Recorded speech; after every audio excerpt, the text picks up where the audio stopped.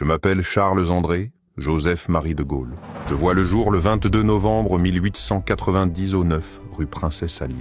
Mon père, Henri de Gaulle, professeur de lettres et d'histoire, m'inculque très tôt l'amour des grandes heures de France. De là naît une vocation, servir la patrie. En 1909, j'entre à l'école spéciale militaire de Saint-Cy, puis le diplôme en 1912.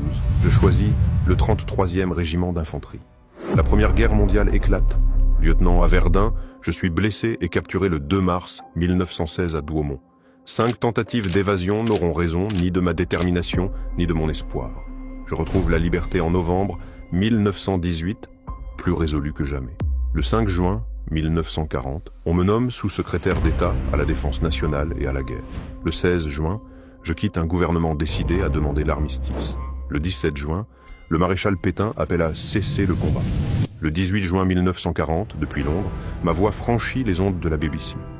Moi, général de Gaulle, actuellement à Londres, j'invite les officiers et les soldats français qui se trouvent en territoire britannique, qui viendraient à s'y trouver, avec leurs armes ou sans leurs armes.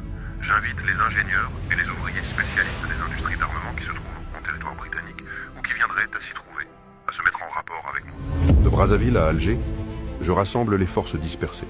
Le 25 août 1944, je rentre dans Paris libéré. Le 26 août, je descends les Champs-Élysées, au milieu d'un peuple enfin debout. À la tête du gouvernement provisoire de la République française, je conduis la victoire diplomatique et le rétablissement de la République. Le 1er juin 1958, la nation me confie le pouvoir. Je fais adopter la Constitution du 4 octobre 1958, fondant la 5e République. Élu président, je gouverne du 8 janvier 1959 au 28 avril 1969.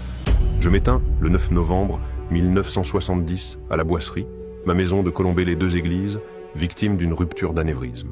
Mais mon combat demeure, que la France reste libre et grande.